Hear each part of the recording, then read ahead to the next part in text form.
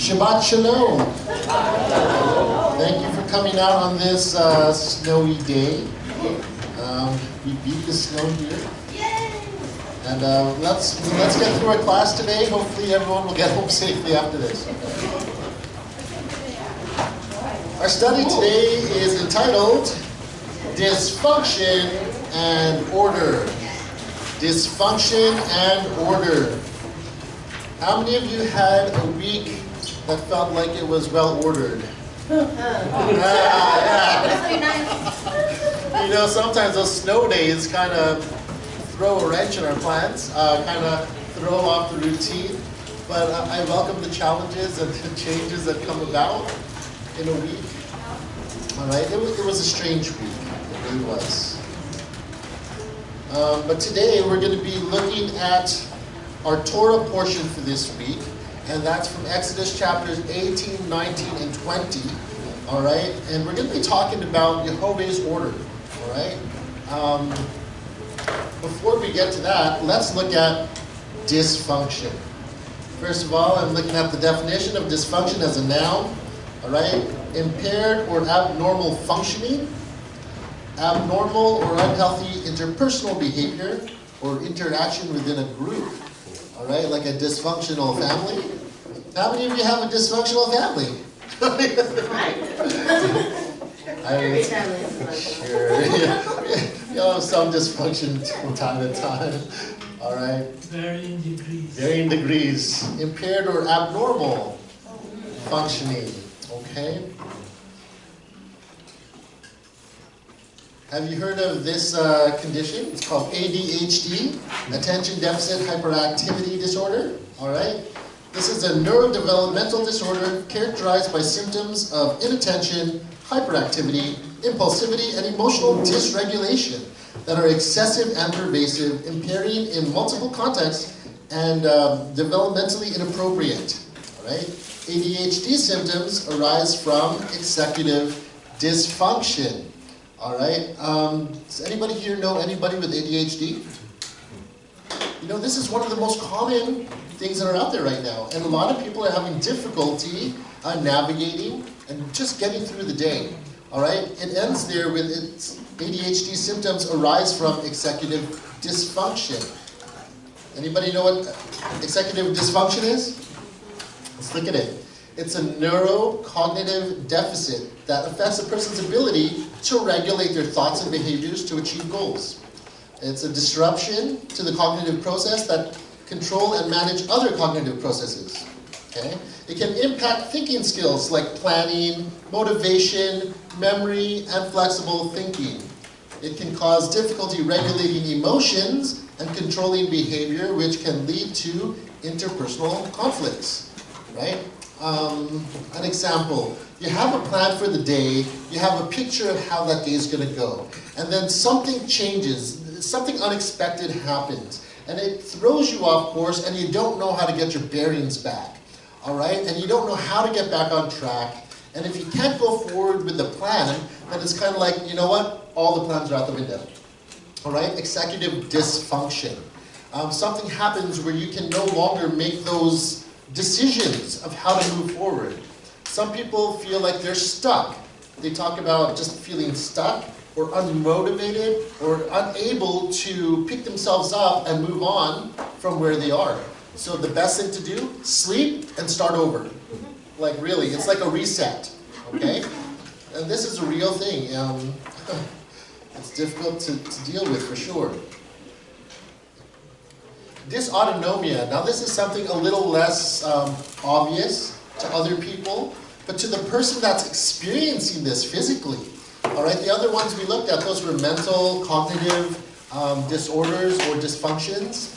But dysautonomia, it's a little different.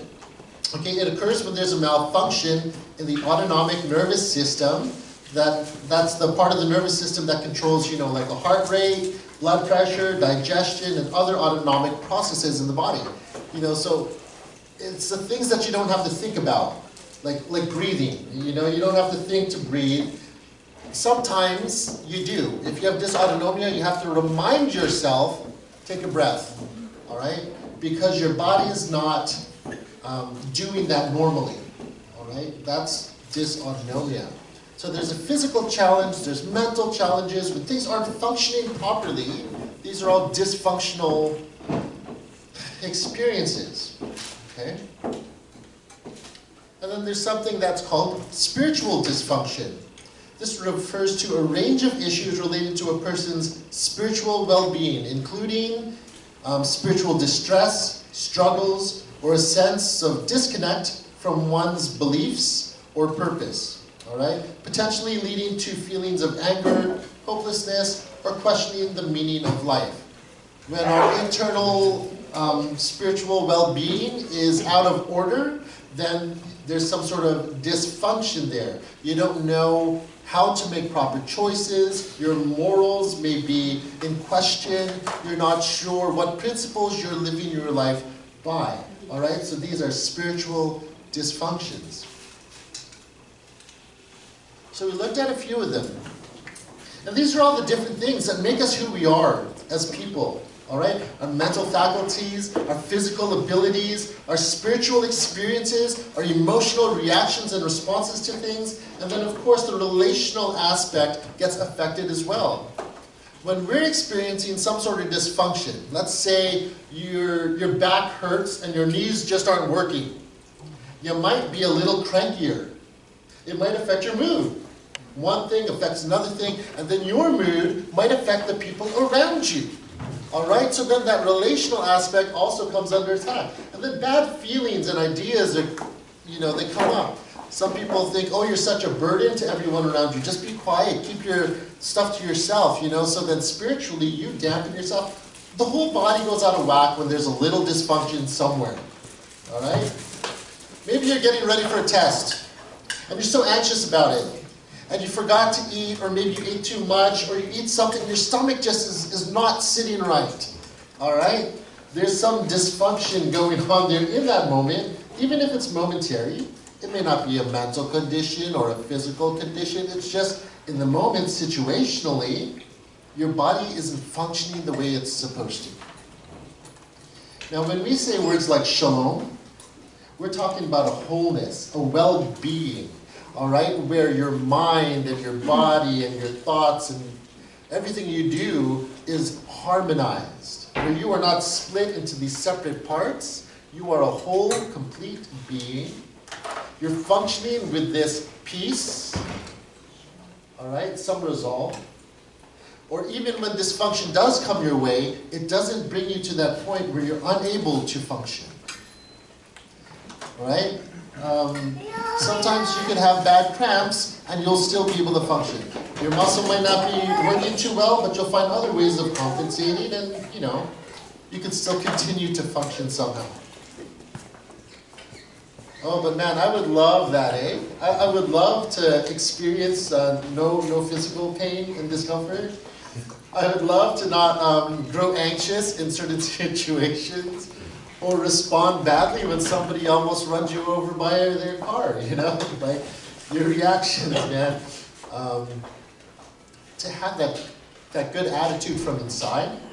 And that's the thing, guys. Everything, physically as well. We experience things externally from the physical realm, right? We process light and sound, touch, smells, everything else. We're processing all these from an external presence, but we have to process that internally. Yes? Our mind has to make some connections, our brain makes connections in how we react and respond to things. But if there's a disconnect between your mind, your brain, and your physical motor activity, let's say the stove is hot, and you put your hand on that stove. There's a signal that goes from the hand telling your brain, that's hot. The brain tells the muscles, move your hand away. And you pull your hand away. If there's a breakdown in that communication somewhere, a dysfunction somewhere, your hand is unable to move. You're paralyzed. You're in shock. You don't realize it's so hot. And there's a fritz in your brain.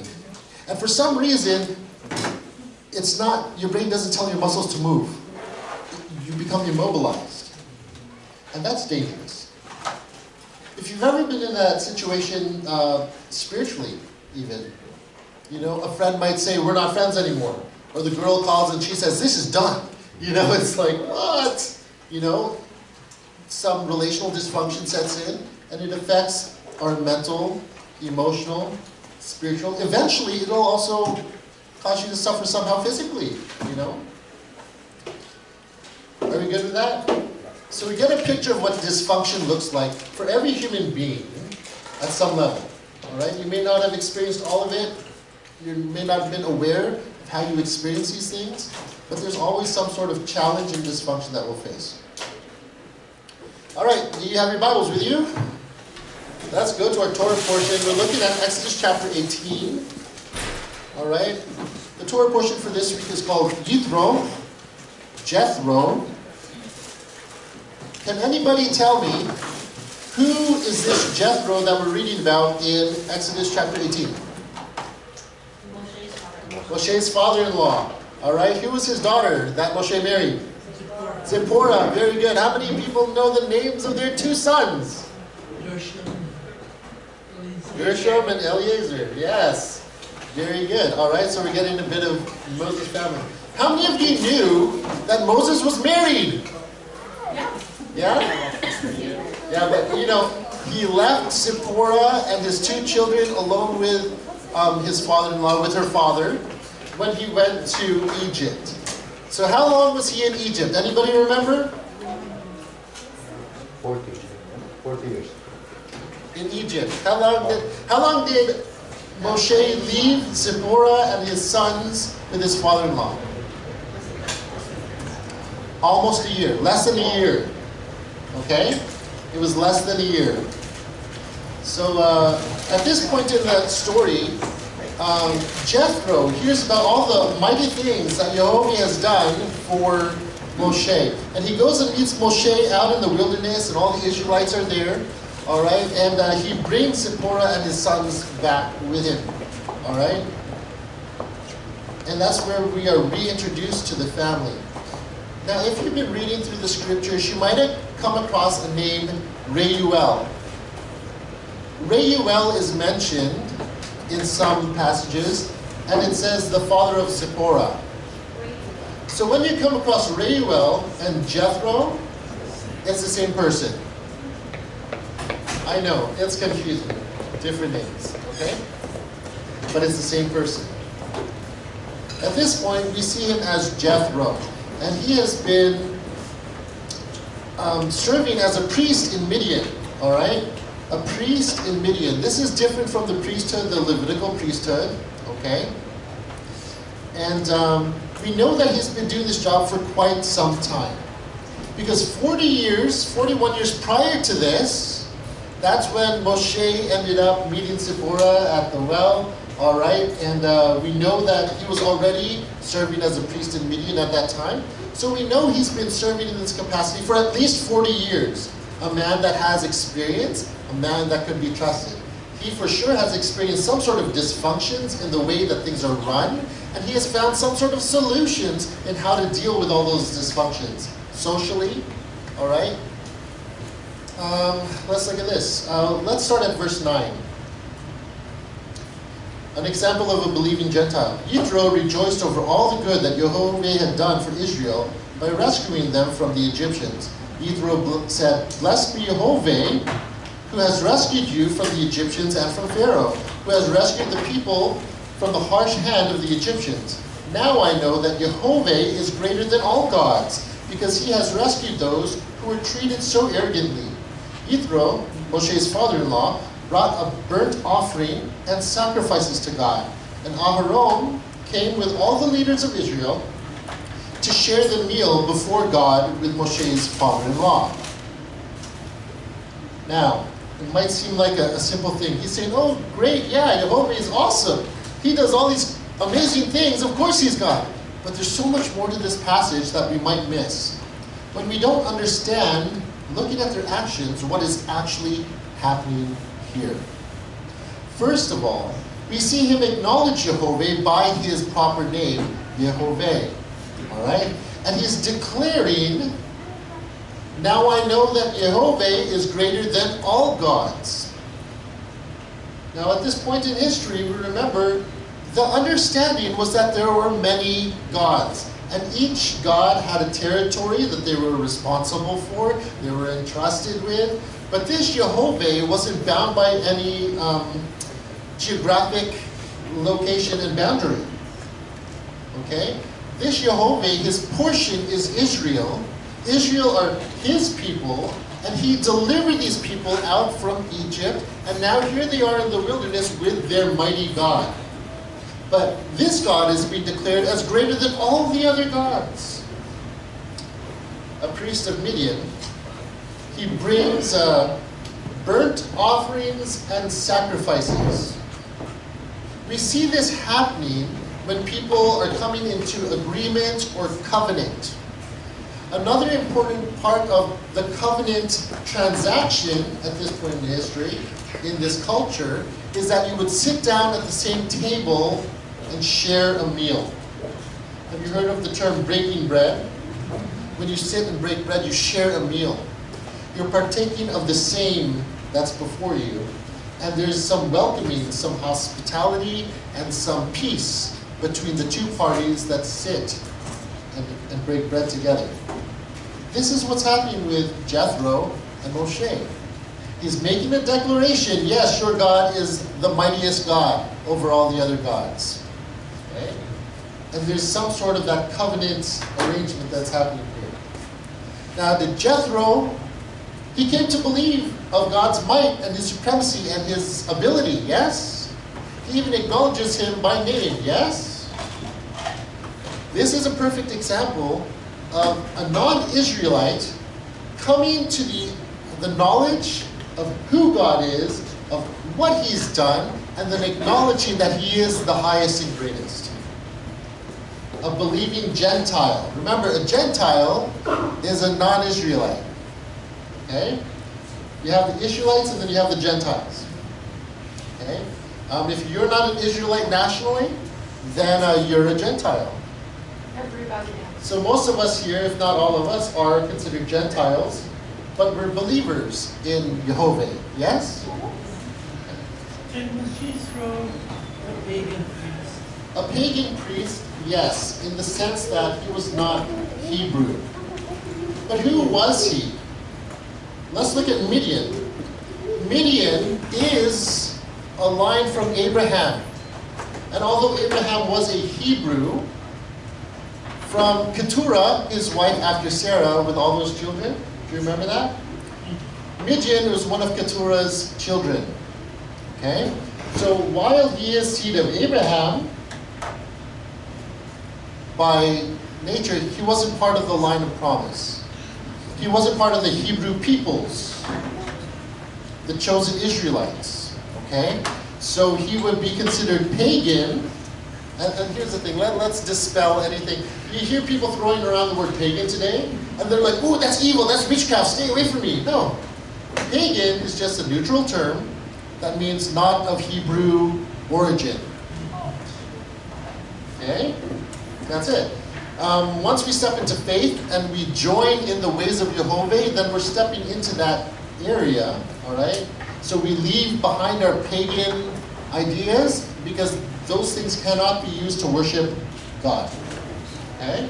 So we worship Jehovah the way he wants to be worshipped, not using our old pagan ways, and try to use that to honor him. Okay? Thank you for that. So he would be considered a pagan priest. Very good. So you saw he brought sacrifices, offerings, and they shared a meal. That gives us some idea of this acknowledgement of covenant before God. It's an example of a believing Gentile. All right? Joining with the Israelites, joining with God's people.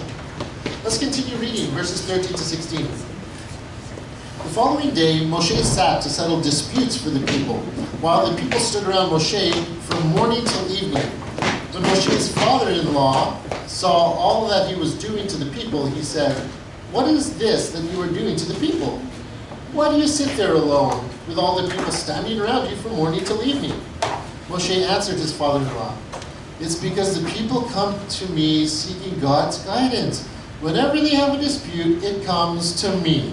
I judge between one person and another, and I explain to them God's laws and teachings. Ho hum. What a life. I sit here all day, and everyone just comes with their problems. And I have to fix it. I have to tell them what to do. What's wrong with these people? You know? I'd imagine he's sitting there, and everyone comes to him with every little thing. Imagine what that does to you as a person. You're spread thin. You're getting stretched out. You have to deal with everybody else's issues. You don't even probably have time to go to the bathroom. You're just sitting there and everybody's waiting for you. Have you ever, if you've ever worked customer service, and you're the one serving at a counter, and then you see one person come, and then another person stand behind them, and then more people come in line, and you're like, this line is growing and growing. It's not going away. And you're like, oh, the pressure's on, it's all on me. I have to get through this line. You forget there's a whole team of people behind you helping serve as well. But you take it upon yourself, and the anxiety sets in. What am I going to do? It's either you push through it or you give up. You either push through or you break down.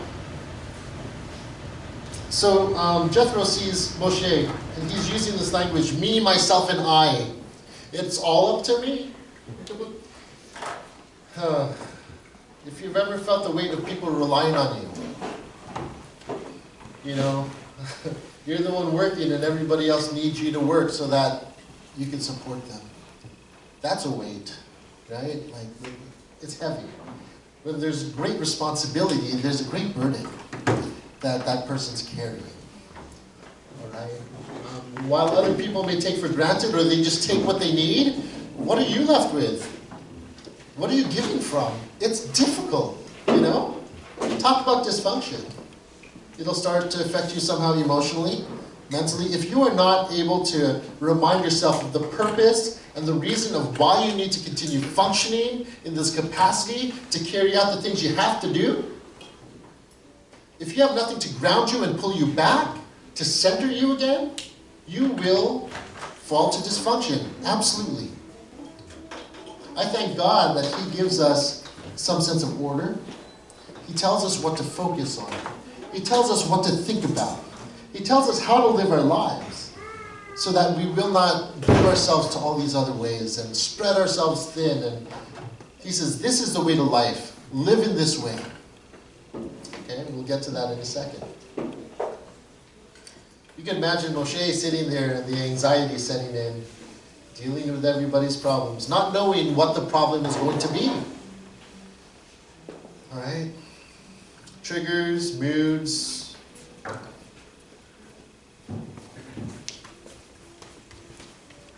Yitro to the rescue. Let's look at this. Verses 17 to 23. Moshe's father-in-law said to him, What you are doing isn't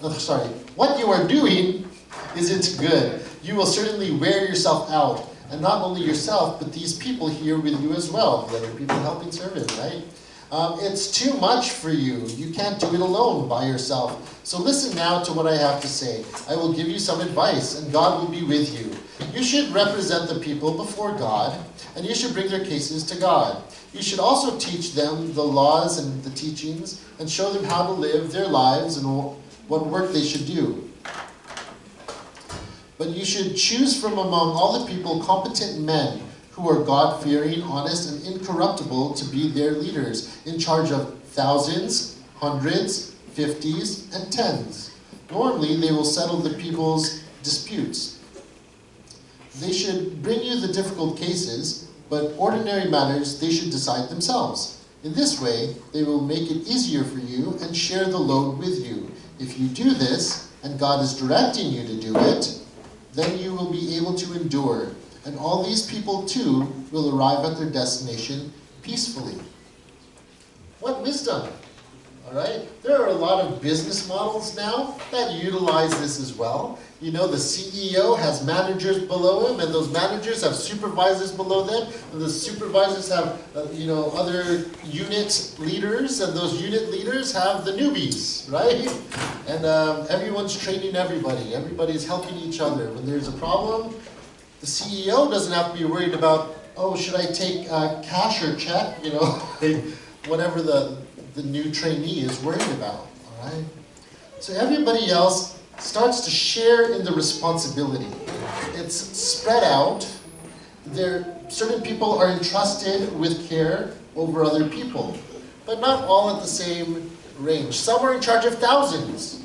Others might only be in charge of hundreds, and others that have the capacity maybe will give them 50, and then, you know, those that are just starting out, let's see how they manage 10. If they manage 10 well, we'll bump them up and then bump them up, and it's not even about who's in greater authority, but it's who can handle the responsibility, who can help shoulder the burden, who can help carry the load. You see, it's not about power and position. In our business models, that's what it might look like. But in this nation of Israel, remember, there were millions of them. At least a couple million. Out there in the wilderness, and there needed to be some order. All right? To choose people that are competent enough.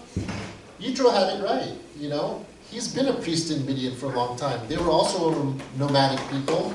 They were shepherds, and the Midianites, how do you organize a bunch of nomads? You know?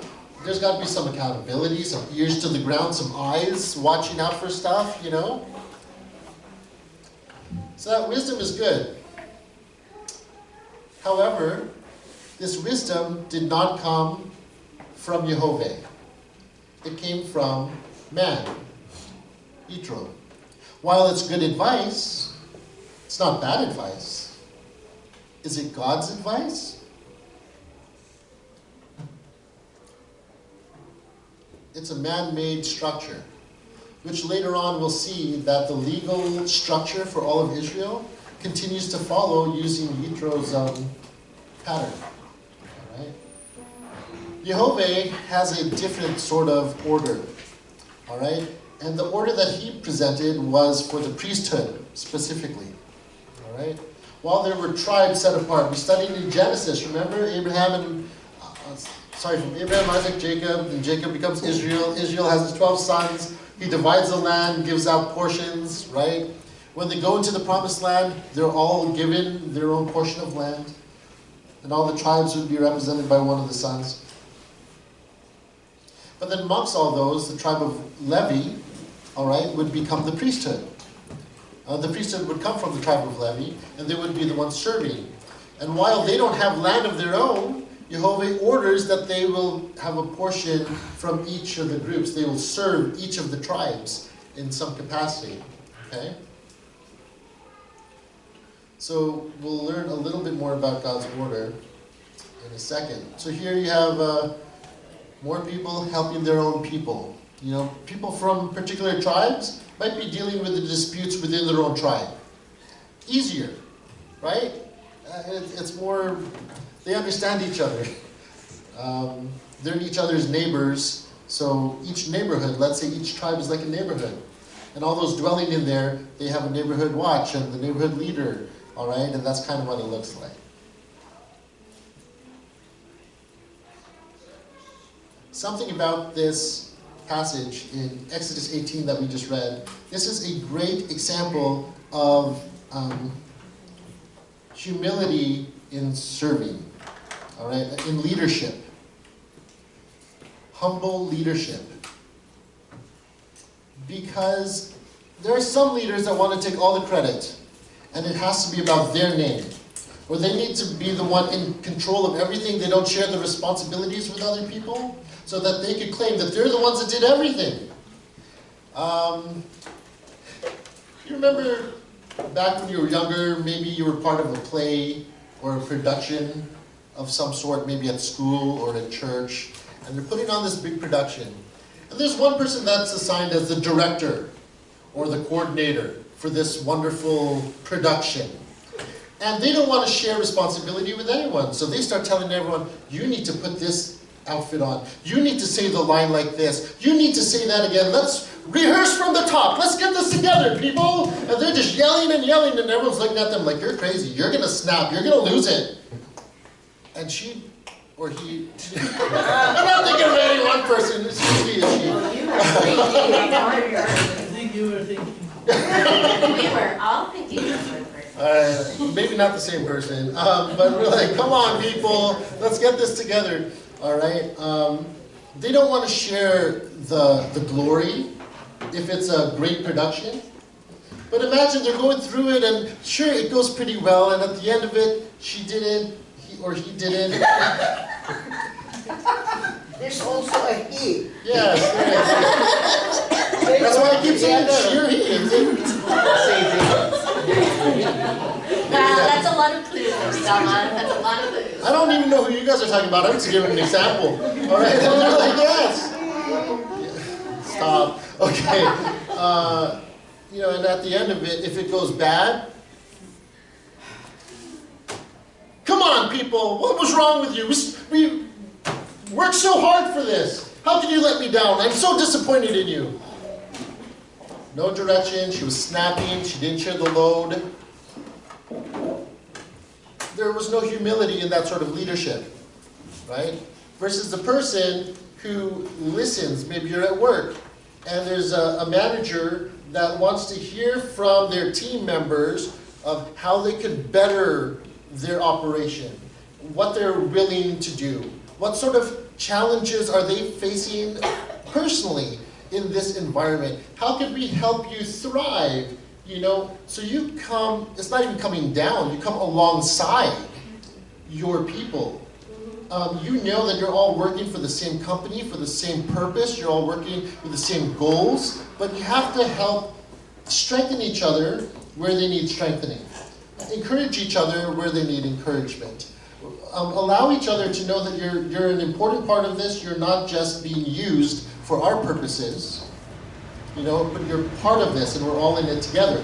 There's a humility in that sort of leadership, all right? In a family, yes, parents are the authority. When children grow up, they are adults as well, okay?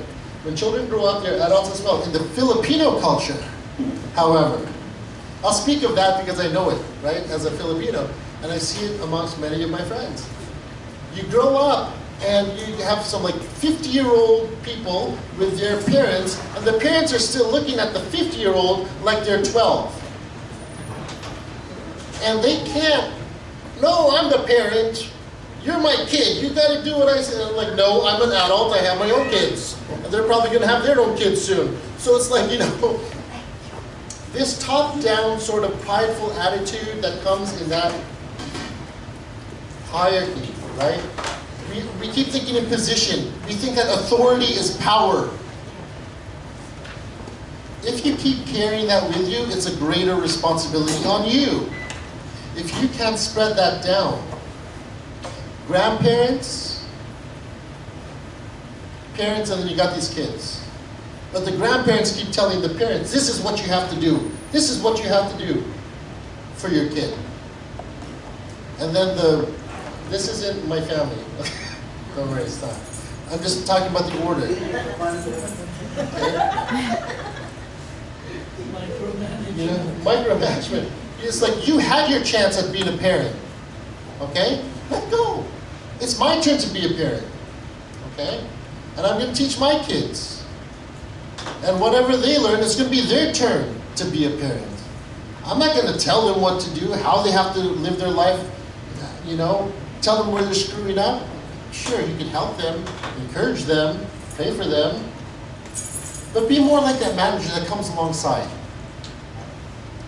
Instead of being this person that says, listen, you got to do it this way because you're my kid and those are my grandkids and I'm not going to have other people looking at them and that reflects badly on me. Do you see that attitude? It's a prideful attitude. That's our humanity attitude. It's built into all of us. Okay? What we see here is the humility attitude that Jethro is trying to give to Moshe. He's encouraging him with this wisdom. Share the load. It doesn't matter who gets the recognition. The point is living in peace with one another. That was the goal for what was happening here. Okay? Humble yourself. It's not all up to you. Share the load. Spread it out. Doesn't matter who gets the recognition. Okay? You good with that? Okay. Exodus 19. Let's go. All right. Exodus 19. This is what's happening. The Israelites come and they're near the land of Midian, somewhere in the plains, and they're at this Mount Horeb, or Mount Sinai. Okay, and this is where God is going to be meeting with the people. And his presence had already been traveling with them. Remember, a pillar of cloud by day, a pillar of fire by night, and then here they come to this mountain. And the presence of God is there, all right? And he displays himself with fire and lightning and everything else, and it's frightening to the people, all right? It's like a volcano that's not erupting, all right? Like no lava flowing from it, but you can just imagine what smoke and greatness of fire and earthquakes, okay? I guess we're supposed to read a little bit of it. Here we go. If you have your Bible with you, I'm reading from the Complete Jewish Bible. You can open up Bible Gateway. We're on Exodus 19. In the third month after the people of Israel had left the land of Egypt, the same day they came to the Sinai desert. After setting out for Rephidim and arriving in the Sinai desert, they set up camp in the desert. There in front of the mountain, Israel set up camp. Moshe went up to God, and Yehovah called to him from the mountain. Here's what you are to say to the household of Yaakov, Jacob, Israel, to tell the people of Israel. You have seen what I did to the Egyptians, and how I carried you on eagle's wings and brought you to myself. Now if you will pay careful attention to what I say and keep my covenant, then you will be my own treasure from among all the peoples, for all the earth is mine. And you will be a kingdom of Kohanim, of priests, for me, a nation set apart. These are the words you are to speak to the people of Israel. Moshe came, summoned the leaders of the people, and presented them with all these words which Yehovah had ordered him to say. All the people answered as one. Everything Yehovah has said, we will do. So they're coming into agreement with Yehovah. Moshe reported the words of the people to Yehovah. Yehovah said to Moshe, see, I am coming to you in a thick cloud, so that the people will be able to hear when I speak with you, and also to trust in you forever. So he was putting on display the one who he has chosen, and that's Moshe. Moshe had told Yehovah what the people had said. So Yehovah said to Moshe, go to the people. Today and tomorrow separate them for me by having them wash their clothing, and prepare for the third day. For on the third day, Yehovah will come down on Mount Sinai before the eyes of all the people. You are to set limits for the people all around and say, be careful not to go up on the mountain or even touch its base. Whoever touches the mountain will surely be put to death. No hand is to touch him, for he must be stoned or shot by arrows. Neither animal nor human will be allowed to live. When the shofar sounds, they may go up on the mountain. Moshe went down from the mountain to the people and separated the people for God, and they washed their clothing. He said to the people, prepare for the third day. Don't approach a woman. You're not to have sexual relations, because then they would be considered impure. And they cannot come into the presence of God's holiness in that impure state. Okay? On the morning of the third day, there was thunder, lightning, and a thick cloud on the mountain. Then a shofar blast sounded so loudly that all the people in the camp trembled.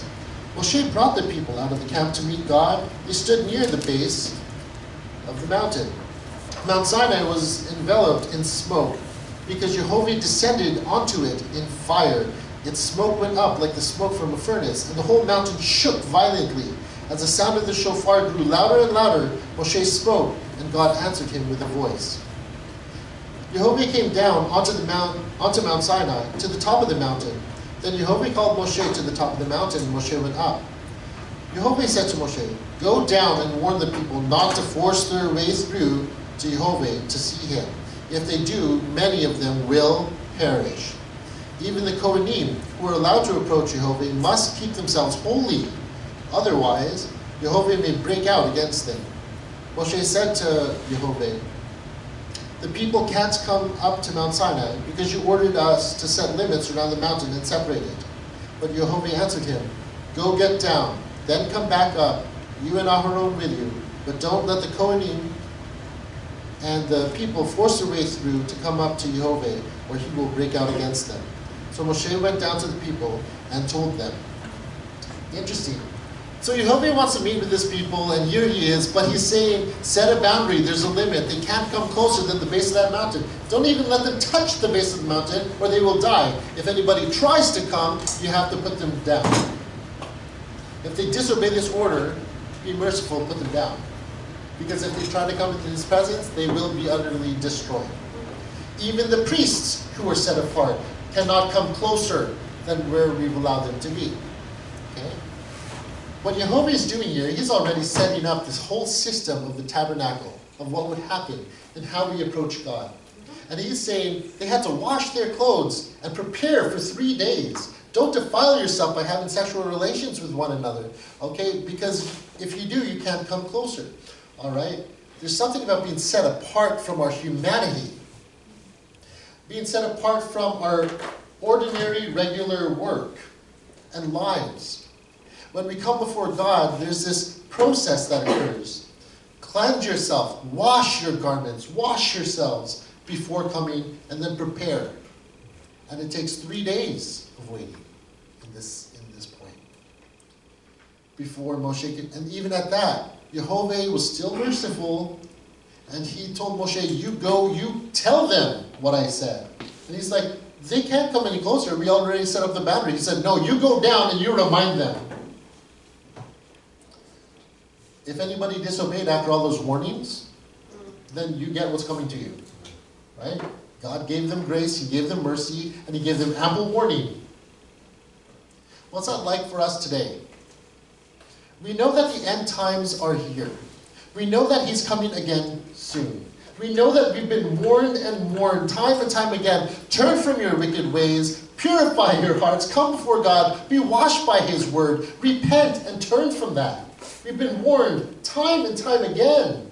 In order to come closer to him, we have to know that we're forsaking all other things. We have to leave all that behind. We cannot approach him this way. Sure, it's easy to say, oh, well, yeah, because of Jesus, we could go to him, whatever way. I'm like, not with that attitude.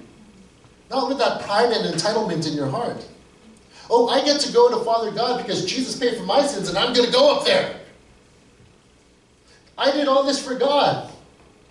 On that day, they'll say, Lord, Lord, didn't we do these things in your name? And he'll say, get away from me. I never knew you.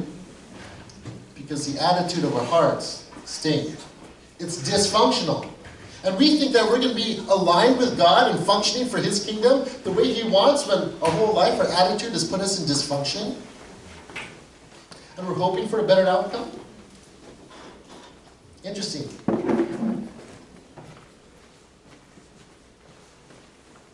All right. I don't want to be too heavy on that. There's something else cool here that's happening. He's setting up the scene. He's making a place where a deal is going to be made. A covenant, a special ceremony is going to be made here. All right? Up to this point, all the covenants that God made with any of humanity, with Noah, with Abraham, all right? All those covenants, they were unilateral. It was more like a promise of God to fulfill something. Okay? So you have God saying, I'm going to do this. I will never flood the whole, I will not destroy the whole earth with a flood. All right? That was one of the covenants that he made with all creation. All right? He made a covenant with Abraham. I'm going to bring you to this land. You're going to be the father of many nations. You will be a whole nation of people. And I'm going to bless the world through you, Abraham. All right?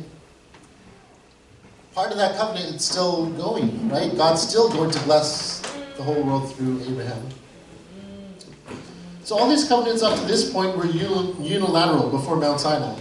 They were more like promises from God. All right? These were unconditional. Man didn't have to do anything.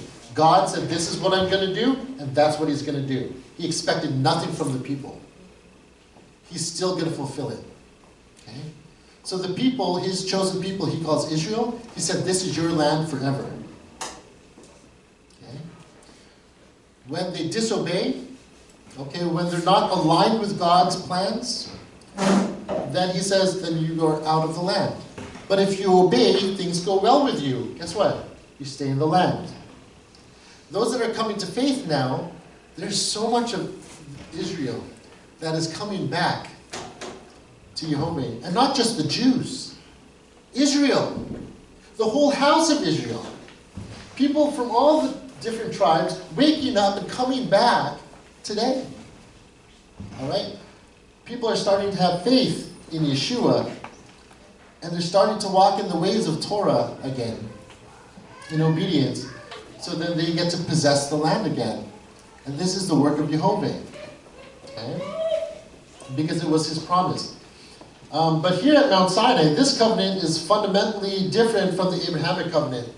The people of Israel, they now had obligations to perform. Okay? How God would respond depended on how Israel behaved. So this was a conditional covenant. Okay? You do these things, you're dwelling richly in the land, you'll live well, things go well with you. All right? If not, then there's punishment. Okay? There's punishment when you don't live this way. Now let's be clear here. This is what they call at Mount Sinai the Mosaic Covenant. Very clear point here. We have to make this distinction. The Mosaic Covenant is not a replacement of the covenants with Noah and Abraham. Okay? It is dependent upon them, and along with them is presently in effect still today. The Davidic covenant also affirms and expresses the earlier covenants. The newer covenants, the new covenant fulfills rather than merely replaces the previous covenants. Okay? When we talk about Yeshua and the covenants made through Yeshua, Christianity today says, well, this is the new covenant. All those other covenants, it doesn't matter anymore. That's old. That's been replaced. This is wrong thinking. And we need to let our Christian brothers and sisters know this is not how God set all of this up. This newest covenant, all right, this newest covenant, the one through Yeshua, that God makes and opens up the door to more than just Israel. He's opening it up to Gentiles that come to believe as well. Okay? This could not be in place if these other covenants weren't set first. The other earlier covenants were the foundation that the new covenant sits on. It's like a house that's built, and each house needs its foundations, and each floor of the house needs to be built up structurally to support everything that comes after it. If you knock down the foundation, that's some dysfunctional covenant keeping. That's saying Jehovah isn't true to his word. Jehovah doesn't have to keep his word with all those other covenants because he gave us a new covenant to replace all that. No. Our God never changes. And he is faithful to his promises. And if there are any promises we're still waiting for, that's built into all this. You know, if those covenants don't matter anymore, then guess what? He can destroy the whole earth with a flood anytime he wants. Oh, but we hang on to that covenant. Oh, and then we're blessed through Abraham. Okay, we're seed of Abraham. All the nations will be blessed through Abraham. Okay, so we hang on to Abraham's covenant. And then it comes to Mount Sinai. Oh no, that's just for the Jews. I'm not Jewish. I'm a Christian. The Jews despise my Jesus. I believe in Jesus. I'm better than them. I replace them. I take what was theirs. Too bad for them. Finders, keepers, losers, reapers. Childish, right? We're programmed that way as children, with that mentality. What's mine is mine, what's yours, yours. Ha, you suck. I'm better. That essentially is what the mass of Christianity today, that's the attitude that we carry towards the Holy Scriptures, towards God's promises and his covenants. How dare we, right? How dare we? Are we good with that? Yes. Questions, comments? Okay, good. This mountain that they came to, interesting. We've seen this mountain before in the Scriptures, have we not? Earlier in the book of Exodus, we see Moshe. He is out in the fields and he's tending the sheep, and a burning bush appears. And Yehovah reveals himself to Yehovah. He introduces himself and Yehovah introduces himself to Moshe. And he gives Moshe his proper name. And he tells Moshe his plan to bring the Israelites out of Egypt and to make them his people. All right? And he says, and you will come back to this mountain. And here you will worship me. A year later, ta-da! There we go. All right? About a year later. Okay? We've done other studies about the timelines and everything. It's really cool. When Yehovah came to meet with them, this would have been around the Moedim, the appointed time, called Shavuot. Shavuot, or Pentecost. 50 days after they had left Egypt. All right? 50 days after the first fruits. And we know this. We know when they left Egypt. We know when they crossed the Red Sea 3 days later. That's when they left the land of Egypt. Okay? And after crossing the Red Sea, you calculate all those days. This was on the third day of the third month.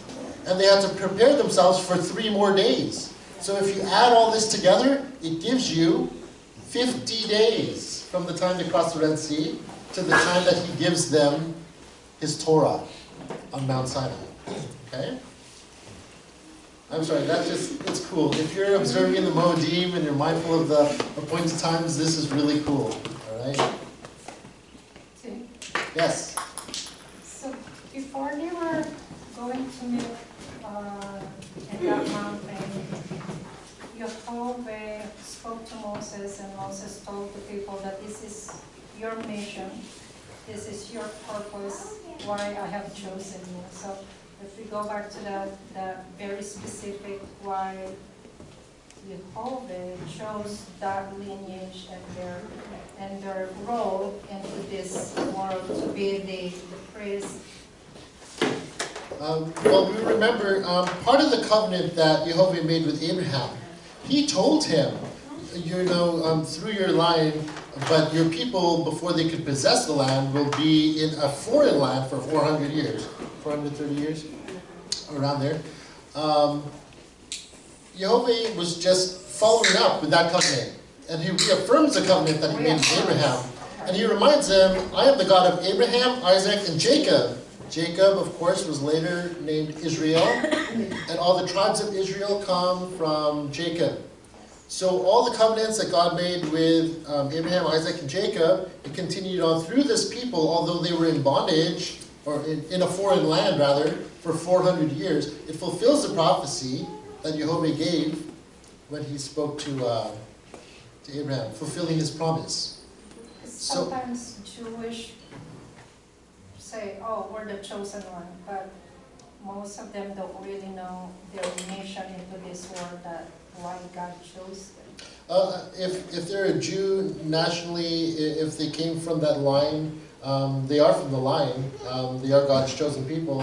Does it mean that they choose God? I don't know. The land that God promised them is still the land that's promised to them. So there's that as well. It's a covenant that God made, regardless of what they do. So it really doesn't matter. He's not a respecter of persons. All right? But he is a God of his own word. So he will do what he says he's going to do, regardless of how the people chose to behave through the centuries. Right? Did I answer the question? No? Yeah? Okay. So here the point was simply that Yehovah is making himself known, first to Moshe, all right? And then he brings them back to that mountain, all right? And then he reveals himself to the whole multitude of Israelites. And not just the Israelites. This is also all the foreigners they picked up along the way that became part of Israel. All right? All the people from Shechem. Shechem?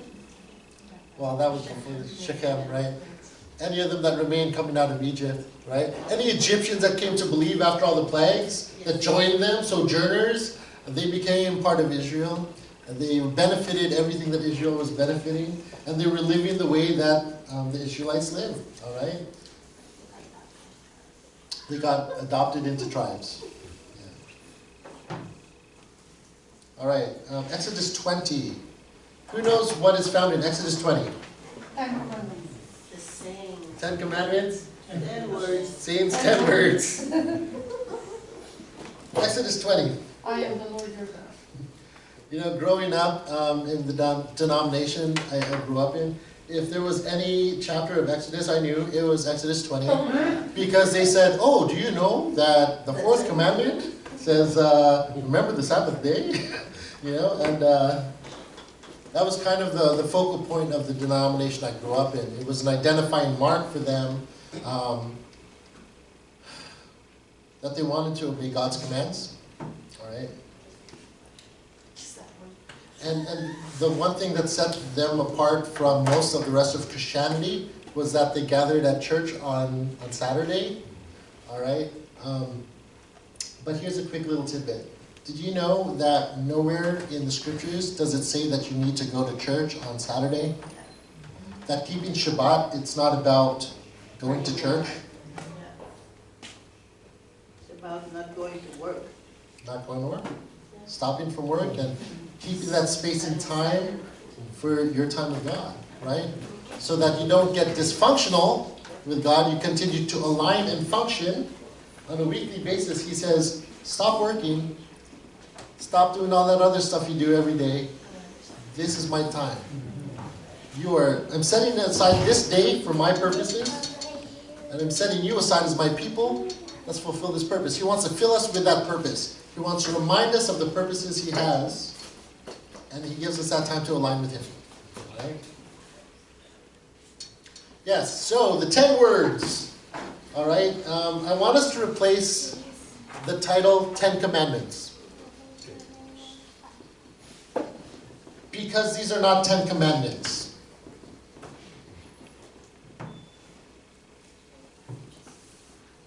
What? These are not 10 Commandments.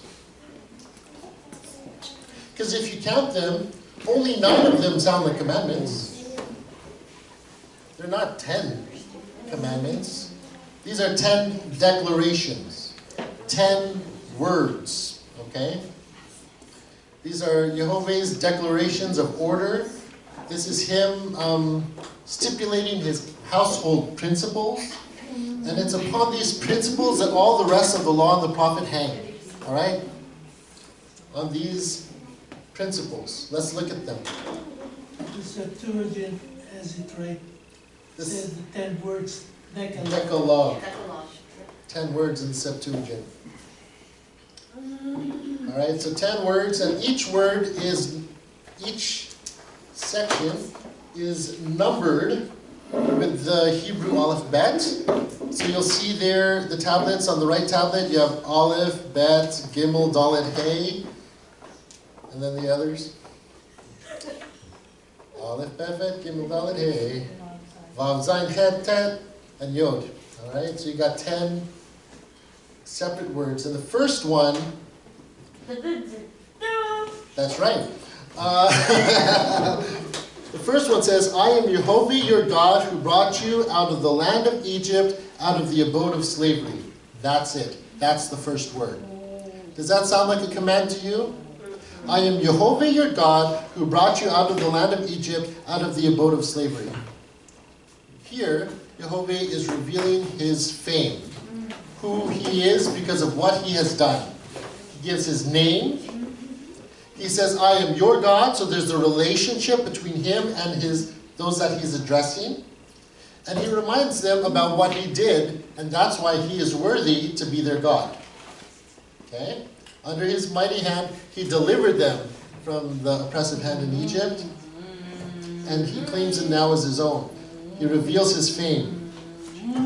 All right, the second one, you are to have no other gods before me. You are not to make for yourselves a carved image or any kind of representation of anything in heaven above, on the earth beneath, or in the water below the shoreline. You are not to bow down to them or serve them, for I, Jehovah your God, am a jealous God, punishing the children for the sins of the parents to the 3rd and 4th generation of those who hate me, but displaying grace to the 1000th generation of those who love me and obey my mitzvot.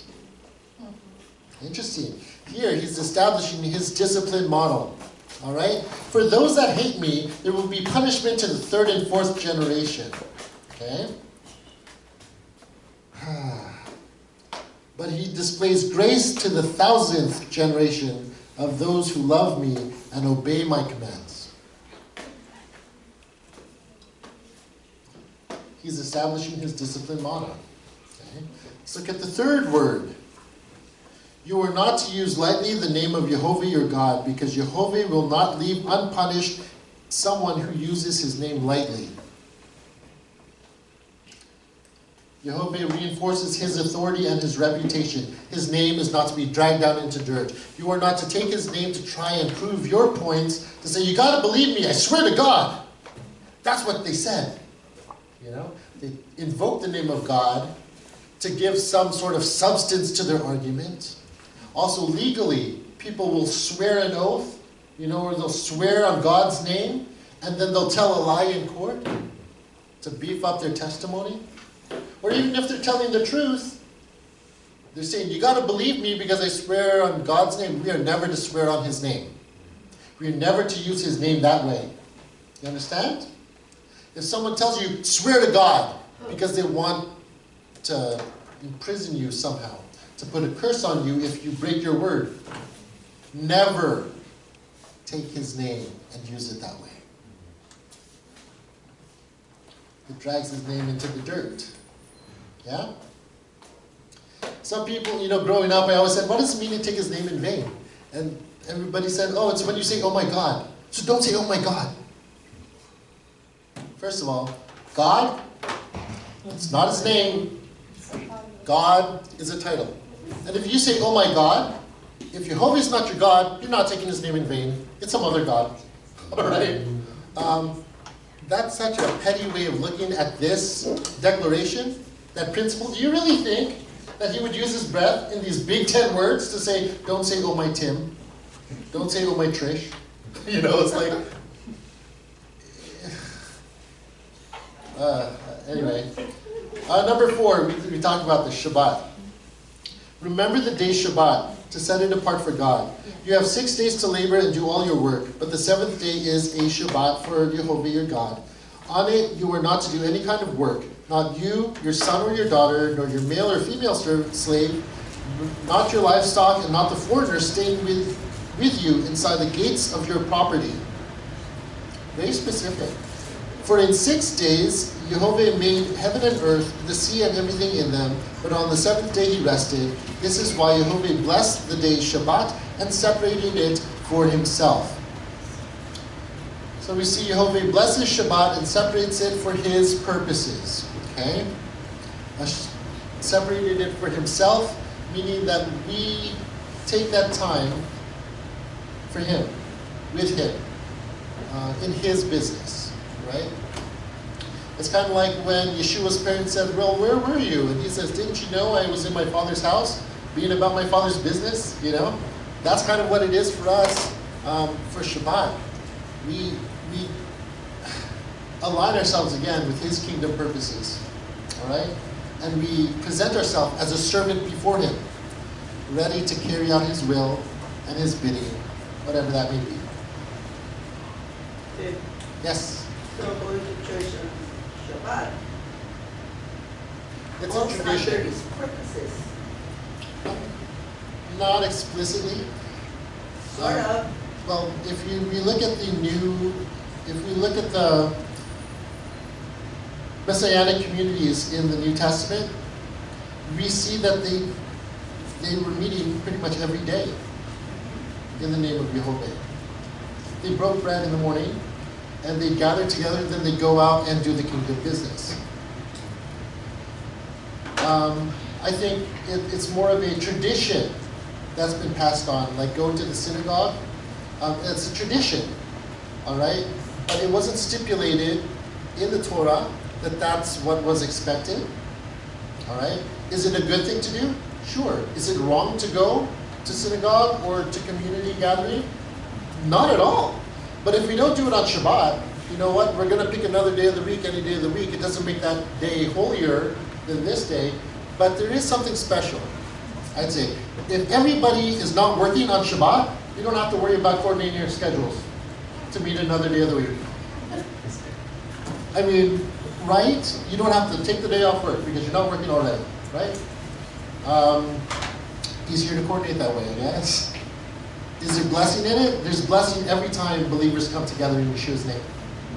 Every time. If it's prayer meeting on Wednesday, even if it's at a Sunday service, you know? But with saying that, the things that come off the pulpit at a lot of the Sunday gatherings, majority of them, there's this belief that the new covenant has replaced the old covenant. There's this belief that we are the right chosen ones and nobody else. And we're talking about Christians only. That's what's being preached in front. A lot of them don't uphold the standard of Shabbat. Some of them believe that Shabbat was changed to Sunday. All right? That's impossible. You can't change what God has instituted. Jehovah instituted the seventh-day Shabbat as his Shabbat. That's it. Nobody could change it because he said that. Yes? So I grew up as a Pentecostal. Yeah. They never really thought about anything about Sabbath. Even though we read the Ten Commandments, they did not tell us, oh, what is Sabbath day? When is Sabbath day? How did God sanctify? I had no clue or any knowledge about God sanctifying the seventh day or Sabbath day. They just preach and hammer into us that Sunday is the Lord's day, worship day. This is the only day. That's my experience. Just a bit of history. Constantine, the Roman emperor, was losing his grip on his empire. And he wanted a mechanism whereby he could get all the people together with various religions and various faiths. Very tolerant and inclusive. Yeah. He and his anti-Semitic church fathers created a new version of Christianity. That's why from that period came the steeple, the church. It was the highest structure in Europe, in Asia. Everyone looked at that. Then he developed the pulpit and the bishop's chair, where whoever's sitting there has to be listened to. And some of the cathedrals now still has this spiral where the speaker speaks. He created the pews so that everyone will be sitting, looking at the back of the person, that person said in front of them, and just listen to the bishop. Yeah. This was not the structure on the first 2 centuries, where the people gathered in a circle or in a square. It was almost like a stadium or a room where they were face to face and they were exchanging praise reports and Reasoning together. Yeah, reading the scriptures. that was the original structure. So it changed after Constantine, and that's the type of Christianity that we inherited. The Protestants took it from the Roman Catholic Church. They never really fact-checked everything. They just moved it on forward. So, when I share with my friends, I said, me personally, I'm having a greater appreciation and understanding when you study it from the Hebraic perspective. That's right. Yeah. Or even just studying from the Bible in general, because the other tradition was you listen to whoever's there. You don't have the authority or the knowledge to study the Word of God on your own. And so if they were to, and it's similar with different religions. Any religion that branched off of Catholicism still has that same principle, which is why as a Pentecostal, where there's emphasis on the Spirit, right? Hence Pentecost. So they have a different emphasis that they decided on. But it also skews the reading of scriptures that way because they're forever having that as their emphasis, where your spiritual walk is very driven by this power that you're supposed to feel and how that exhibits itself in everything. And so not only are you a conduit, but you're the conduit. But the thing is that even man-made religions distracted from the fact that we were supposed to be studying the Word.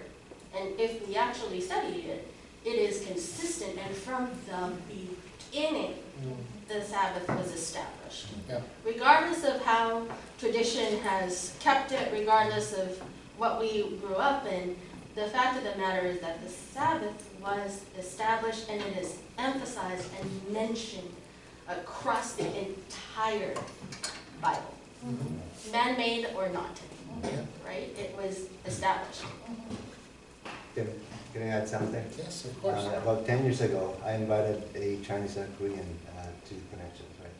And so the first thing they asked me, why do you guys go to church on Saturday? And I lied, because it's not available on Sunday. And then, amazing thing, I'll never forget this. And you were the speaker during that time. And then, you know what, you didn't hear the conversation, but you were preaching, and Jesus Christ went to the synagogue on the Sabbath day as his custom. Yeah. When Christ was here, there was a variety of what he did. Yep. He healed the sick. He went to the house of Mary, Martha, and Lazarus. Yep. So he was an example on doing small groups, because he's more on interactive than being just listened to. That's right. It's very important. What is established in the order that Jehovah has for us is this gathering together and this coming together, this echadness, right? This being one in spirit, all right? And it's hard to do when we're all doing our faith individually and thinking, me and God, we're okay. I don't need the other people. I'm like, no, he said we need each other. He gave us each other. This is a gift. The body of believers is a gift. And he is the head of this body. And if we are going to be functioning as a body of believers, we need to be aligned under his headship. Right? We need to be echad, functioning the way that he orders us to. All right? Forsake the assembly. You don't forsake assembling together. You don't give up on assembling together, as some are in the habit of doing. It says. Let's never get into the habit of not meeting. All right? Just because something else comes up, once in a while you might miss it here and there, but don't make it a habit. Stay connected. All right? I'm so glad to see consistent faces here. You know, guys, this is amazing. You know, it's such a blessing to be part of this community. You know, it reminds us that we're not alone in our journey. There are other believers that are worshiping the same God. Right? And he gave us each other here in this locality that we're able to see each other, pray for one another, encourage each other, share the burden. All right? It gives us the opportunity to give more honor to our neighbors as well. All right? You know that whole thing about neighbor that's talked about? In the Old Testament, when they say neighbor, I used to teach that neighbor means, anyone you come in contact with. But specifically, when they're saying neighbor, it's the people in your community. So the Israelites, when they're saying love your neighbor, it's talking about your Israelite kinmen, you know, the people in your community. Love each other well.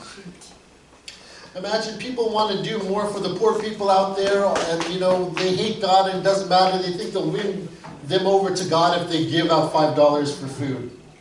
You know, and then there's a struggling brother or sister in the faith community, and they don't help each other in the faith community. And then they'll take video of them handing food out to the homeless because, this is a good thing, this is a good thing, but you're not taking care of the people in your own community. There's a model as well, you know, even for elders. You know, an elder should not be an elder in the faith community if he himself is not providing or caring for his own family first. So that model branches out to the faith community as well.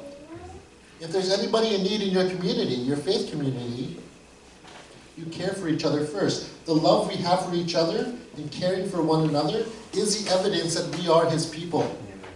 All right?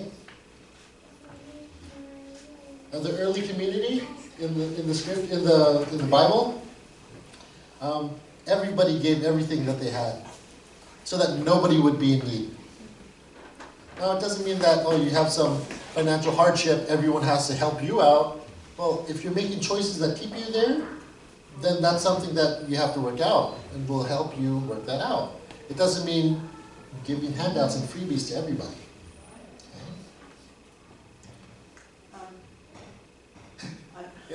Okay, I'm just thinking, and I just want to make sure I'm thinking right.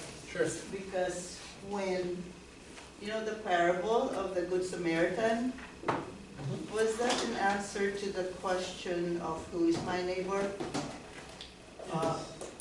Jesus was asked, right? He said, love your neighbor. It's funny because the neighbors that should have cared for him didn't, Exactly. right? And it was a Gentile person that comes in. I was just trying to remember, okay, was it with the rich young ruler? Sure. And Yeshua. And when he said, love your neighbor, who is my neighbor, he gave that story. And it so happened to be not somebody in their community. It was a Samaritan. Well, no, because No, I'm people forsook, confused. no, I'm sorry. And the rich, no, not the rich young ruler. Where was that story about who is your neighbor? And Yeshua gave the story I know, we'll about... look at that. We'll go study it together. Yeah. Yeah, that's need something to we could look review into. that. Yeah. But as I was saying, when it was spoken of in the Old Testament and the instructions were being given, you know, Jehovah was speaking specifically to his people, the Israelites, and he's saying, these are your neighbors, and you love each other, right? And then Yeshua would uphold that same principle, all right, and it gets expanded. Now remember, Yeshua's, the covenant that he's ushering in, was one to include Gentiles as well, all right? And for those within the faith community that aren't doing their work, you know, if we fail to praise God, even the rocks will cry out, you know? God could use anything for his purposes. He'll use a Gentile, right? That's been grafted into his family for his purposes. Good discussions, guys. Let's look at this. Number 5, all right? It says, honor your father and mother so that you may live long in the land which Jehovah your God is giving you. Here, Jehovah gives a conditional promise, all right? If you honor them, you live long in the land. Things go well with you, all right? If you honor them, things go well with you. Look at this, though. The first 4, he's establishing who he is, what he's done. He's creating the space, all right? And he's filling it with all this. This is how you are to worship me, not the way that you worship other gods, okay? Because remember, there were multiple gods. They had their ways of worshiping, setting up idols and carving images and all that stuff. And he says, no, I don't want you to worship me that way. Okay? He stipulates all this stuff. And then the next thing he says, after setting a day apart, he says, honor your father and mother. These are the earthly representatives of authority, the very first authority that we will come under as children, as babies born into these families. We're entrusted to their care. It puts the onus on the parents to be responsible to raise up that next generation, teaching them the ways of Jehovah. And Jehovah made it clear, parents, you got to teach your children. Teach them these things so that they know me. Tell them these things, let them write it. You know, when the children ask, this is what you tell them. And the parents are charged to be these, in a way, I guess, pastors to their children, teaching them about Jehovah, about his ways. It was their responsibility, all right? So you honor them, living the ways that they're instructing because they're passing down Jehovah's instructions, okay? And if you live this way, well, naturally, you'll live well in the land, right? Your days will be long. It's a secret to long life. Well, really, all his commands, they're instructions for living. So if we follow his instructions, we function better. If we're functioning better, we last longer, all right? And we get to enjoy the blessing, right? Like, it's so simple, right? And if we don't, tummy ache, headache, oh, sleep early, you know, no, I don't want to sleep early, oh, you know. This is boring. Sleeping is boring. I don't like sleeping. You don't have to sleep, just rest your eyes. Okay, And then we look at the last words, 6 through 10. It says, do not murder, do not commit adultery, do not steal, do not give false evidence against your neighbor. Here's that neighbor. And then there's another one, do not covet your neighbor's house, do not covet your neighbor's wife, his male or female slave, his ox, his donkey, or anything that belongs to your neighbor. Here's that neighbor. Because they're living out there in this wilderness, right? And they're camping out, and Jehovah knows they're going to be there 40 years. Who are their neighbors? Right? So it's like, okay, for the next 40 years, these are your neighbors. On top of that, did you know each tribe, so they had to lay themselves out and set up their neighborhoods around the tabernacle? Yeah. The wilderness tabernacle? And Auntie Lily's teaching this to all the kids. This is what they're studying in the book of Numbers.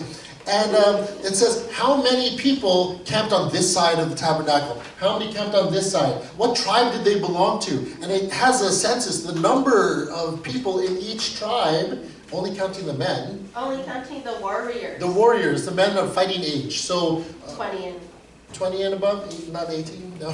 Not even.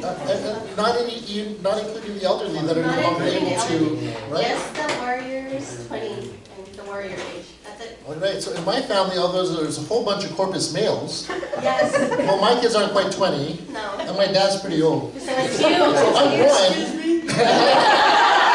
It's you and Todd. Yeah, Todd, right? And Ken, Todd right? and If it's Dave. Chadwick, it's me and Ken. Oh yeah, you boys, Oh, yeah. almost there, almost there. No, same. All right, Save it. and we got like what? But how many in total? How many total people in your household? We got like 14 people. But it's only 3 of us. But you're only counting just 3 warriors? warriors. Yeah, you're almost there. Almost a man. Almost a man. A few months ago. The rest are warriors. Bar mitzvah. All right, but you see that, like, it's only counting the men of fighting age, right? Of warrior age. And, but each of them would have had how many people in his family? Exactly. So you're talking like a lot of people. When you read the scriptures and you come to Numbers and you see how many people were there, just imagine the multitude. So we're Camping. we're 600. Camping. Have you ever been to a campground? Oh man, growing up, we had what was called Pathfinders. And Pathfinders is like scouts for boys and girls mixed together. Oh, yes. And we would have these, once in a while, we'd go for these big camporees. And you'd just see a whole bunch of tents, and each club sets up their campsite. And there was one year we were out in Colorado, and it wasn't quite a campground, it was a gravel parking lot. Yeah, because it was a raceway. A raceway. Yeah. The parking lot of a raceway, and that's where we camped. And it was hot. Like it was, people were passing out, all right? And I remember thinking, wow, the closest thing I could imagine what it was like for the Israelites camping out at this time in the desert wilderness of Mount Sinai is like, that would have been like Camporee, dude. Yeah. But like massive scale. No, massive. So just the warriors alone, 603,550. If you're looking at the maximum amount at Scotiabank Arena, that's 19,800. So about 30.5 completely filled Raptor scenes is about how many just warriors, so not women, children, or the elderly. So 30 and a half stadiums full Of just warriors. of the Scotiabank Arena. Yeah. That's just the men. Yeah. And you multiply that, in my case, let's say there are 8 people per family. That's a lot of people. That's a lot of people, in the millions. All right, but here he's giving all these instructions to these neighbors, to these people. And they're saying, don't steal from them, don't commit adultery, you stay with you in your own. So there are boundaries within the people. And this is how they maintain order. You don't steal from each other, covet each other's stuff, try and go in and take what's not yours. No, you have a responsibility for your own household, within this camp, within this tribe, and then within the larger camp, and then the whole nation of Israel. And God was setting his order amongst all these people. It starts with him and his authority, how he wants to be worshipped, and all the instruction is going to come from him. And he says, live in this way. He establishes the earthly authority. It's the households, the mother and father. And children are to honor them and to live long in the land. Okay? And then he says, and this is how you live amongst your fellow men, your people. Don't kill each other. Don't commit adultery with one another. Don't steal. Don't tell lies about them. Okay? And don't covet what they have. Be content with our lot in life. This is what we've been entrusted with to care for. The more we are faithful in what we're entrusted, the more we could be trusted with. All right? Don't covet stuff. It's not worth it. It's just stuff. You could have so much one day and nothing the next day. You can have nothing today and tomorrow you win the lottery. You know, like, it's just stuff. And what Jehovah's looking at, he's looking at our heart, he's looking at our conduct. He's looking to see if we are obeying his ways from a heart that wants to obey, or from one that's still trying to save ourselves through legalism by keeping the Sabbath. If you don't keep the Sabbath, you're going to hell. That's not me saying that. That's a message that has come up in the past. Okay, and it's really sad. It's not true.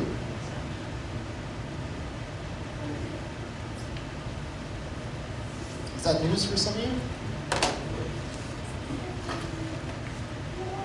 Okay. It's one of the ways of control and manipulation. One of the tools of control and manipulation is to get people to... Many denominations use to keep their flock within the sheepfold, so they don't look across the fence. But one thing I do want to point out about number 4. Oh, guys, you know what? Shabbat is a gift.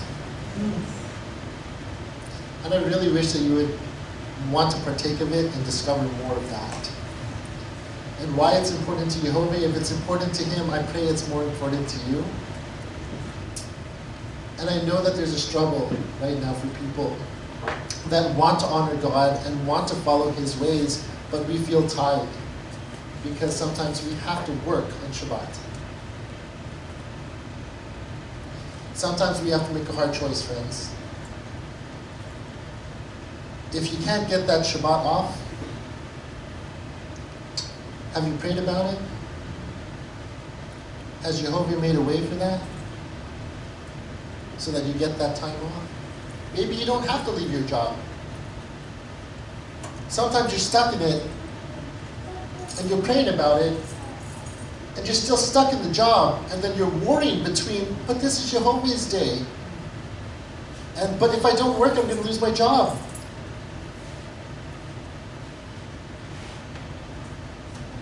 It's just a job. It's a matter of trust. Do you What trust is? what he says? Yeah. It's a test, right? It is. That as well.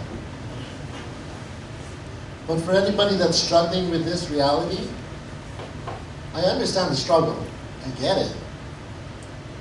But are you putting your faith in the job to provide your needs?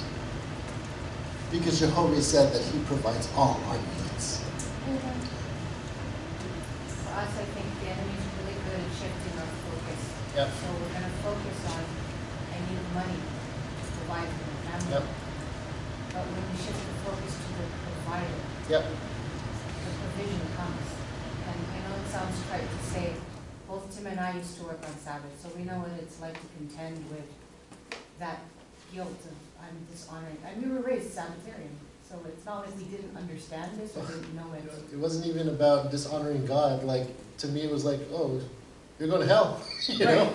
It's like, exactly. if you weren't on Sabbath, that was horrible. And there's no condemnation here, Yeah. you know, but at some point in time, we all have to face this because it's a reality that he wants for us. He gave it to us as a gift, and it's like we're intentionally rejecting it because we choose to focus on the provision instead of the provider.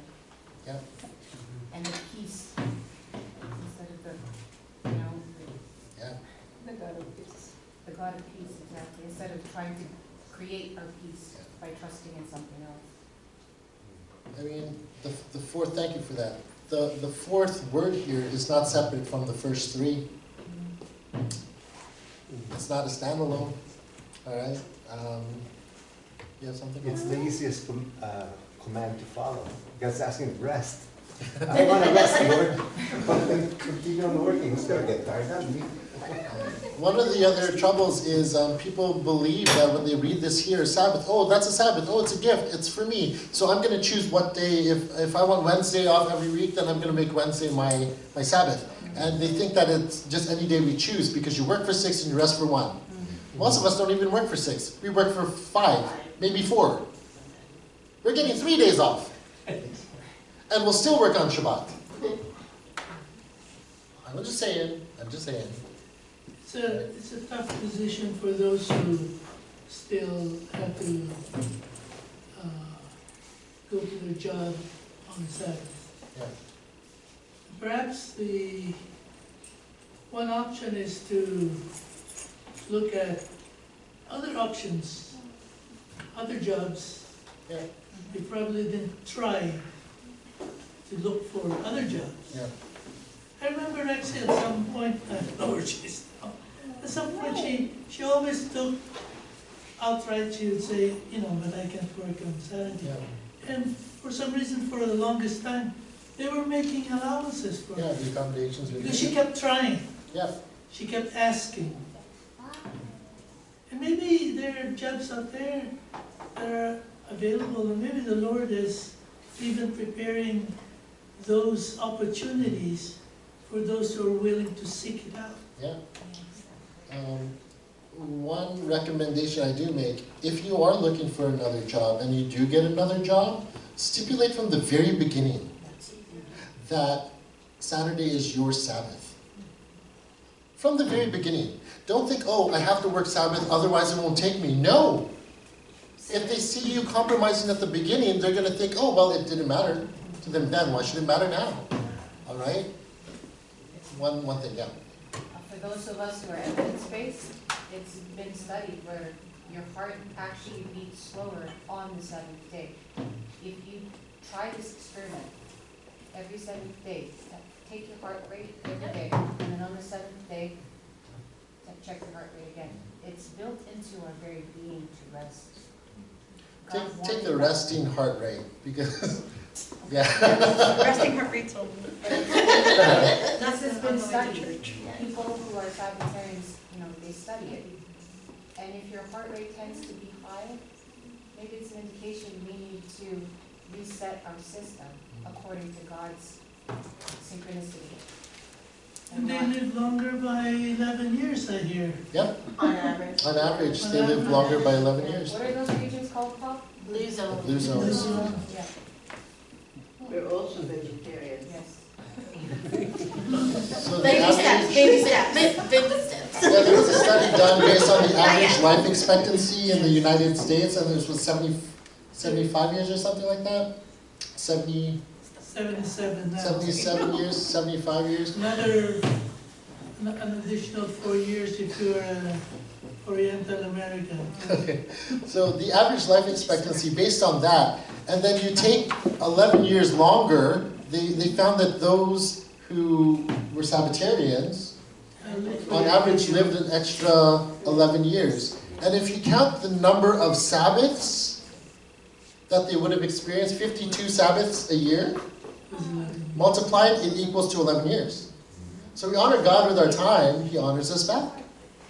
And, if you follow His model, maybe there's something to it. Maybe we'll live longer in the land. I don't know, I don't know. But there's blessing in it. I want to point out in verse 4, it's not about keep the Sabbath holy. What I read when I read it, He blessed the 7th day. And I want to step into that blessing. That's my reason. Yes. All right? You step into His blessing, what joy. And if you haven't tasted it yet, my friend, step into that blessing. You will taste it. You will see how good it is. And believe me, you won't want to work any more Sabbaths. All right? All right. And remember, we're not preaching about a day. But we're pointing to His order.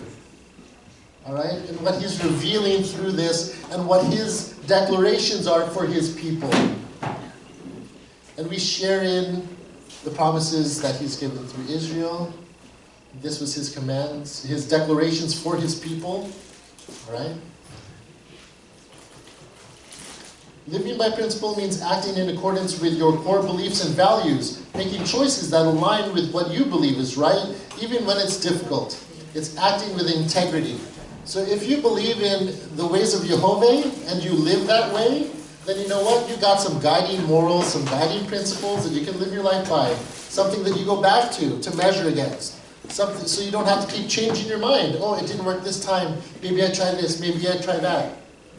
No, Jehovah sets his way, and we live according to his way. And when you do that, he's faithful to his promises. All right? There's blessing to live out the way that he wants us to live. Not abiding by principle, it means acting in a way that disregards or violates one's own moral guidelines, values, or fundamental beliefs. Not abiding by God's principle as a believer, okay? As a believer, not abiding by Jehovah's principles for living. I'm disregarding him. I'm violating what he's set out in this covenant. What would happen if you abandoned your morals? What would happen? Dysfunction? Socially, for sure. Oh, definitely. Oh, yeah. People call you out on your stuff. Oh, well, you say this, but you're doing that. First of all, right, relationally, and then everything else goes. The anxiety sets in. People realize you're a fraud, and you're like, oh, no. You know, like that's... Talk about dysfunctional. And most of it's going to happen in your own head, first of all. And if the head's not right, the body follows. That's why I'm grateful that Jehovah set Yeshua as our head. And we're made right with God, walking in the way as long as we are aligned with the ways of Yeshua. All right? We start to function better in the body. We're not at war with each other, because together we're the body.